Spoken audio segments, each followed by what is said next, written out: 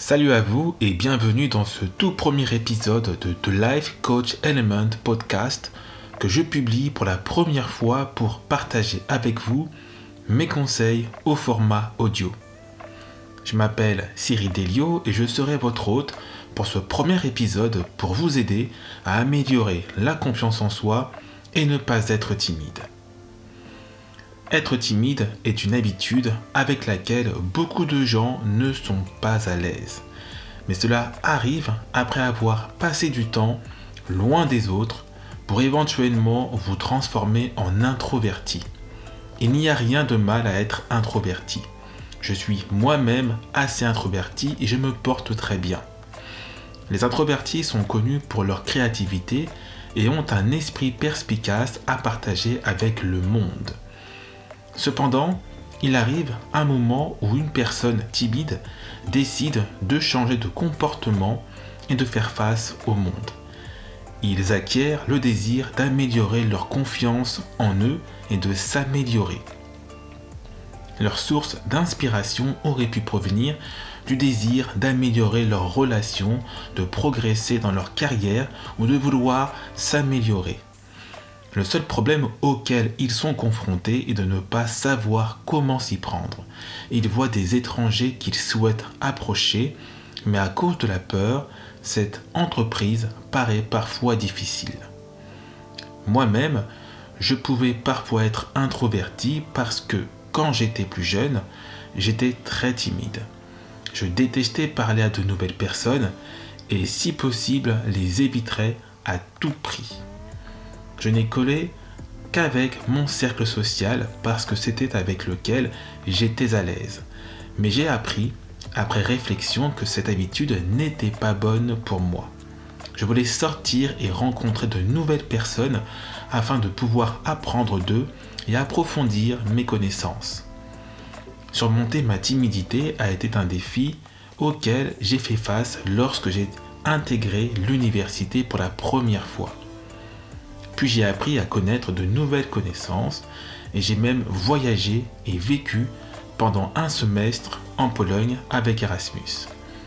Là-bas, les gens étaient ouverts avec les nouvelles personnes. Ils étaient prêts à engager une conversation spontanée avec moi alors que mon niveau d'anglais n'était pas au beau fixe. Ils m'ont aidé à surmonter une grande partie de ma timidité et j'ai créé de nombreuses relations à travers elles. Donc si vous souhaitez connaître les méthodes pour améliorer votre confiance en vous et ne plus être timide, la première étape est de vaincre votre pensée intérieure négative. La seule force qui vous attaque souvent est la pensée intérieure négative. Elle essaie de vous convaincre que vous n'avez rien à offrir aux autres, que vous ne soyez pas capable. Ainsi, lorsque vous souhaitez parler à une personne, un flot de pensées vous incite à ne pas agir à cause de mauvaises expériences dans le passé. Ce conflit interne est ce qui nous permet de ne pas parler aux autres. Alors la prochaine fois que vous voyez quelqu'un à qui vous voulez parler, ne pensez pas, agissez. Agir immédiatement est l'une des meilleures méthodes pour vaincre votre critique intérieure. Une fois que vous agissez sans réfléchir, il est facile de passer à l'action au moment opportun. Si vous vous donnez le temps de réfléchir à ce qu'il faut dire, vous finirez par vous perdre dans vos pensées si cela ne se passe pas comme prévu. La deuxième étape est d'éviter de vous concentrer sur le résultat. Profitez de l'instant présent. Nous aimons souvent imaginer le résultat d'une situation avant qu'elle n'arrive. Et cela a du sens parce que nous ne voulons pas entrer dans une situation sans savoir quoi faire ou dire. Mais il arrive un moment où nous réfléchissons trop à la situation et la rendons plus compliquée qu'elle ne l'est. C'est ce qui inquiète les hommes avant qu'ils ne s'approchent des femmes. Ils sont souvent concentrés sur la réalité d'être rejetés, que cela les amène à ne plus apprécier la conversation avec les femmes. Donc, ne prédisez pas ce que dira l'autre personne, car rien ne garantit que cela se produise. Ne laissez que vos intuitions prendre le dessus et laissez votre charisme s'occuper du reste.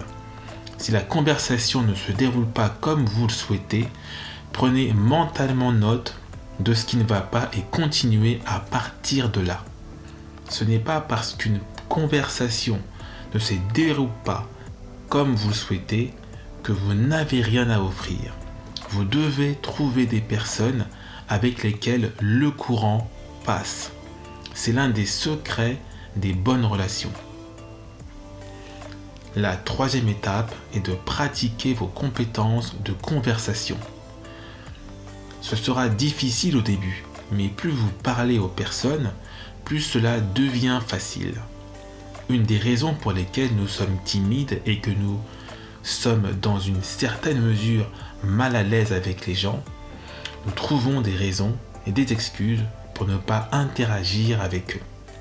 C'est le problème auquel nous sommes confrontés lorsque nous essayons de surmonter notre timidité.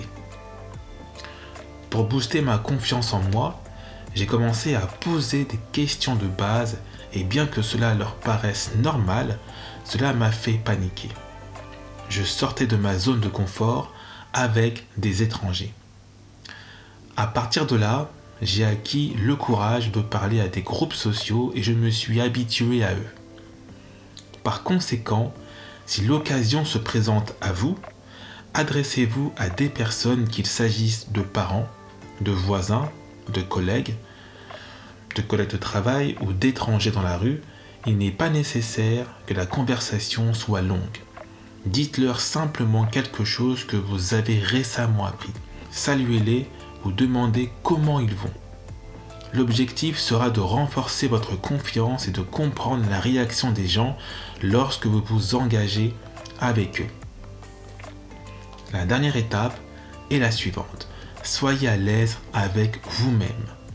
Une autre raison pour laquelle les gens craignent les autres, c'est parce qu'ils ont peur de ce qu'ils pourraient dire à leur sujet.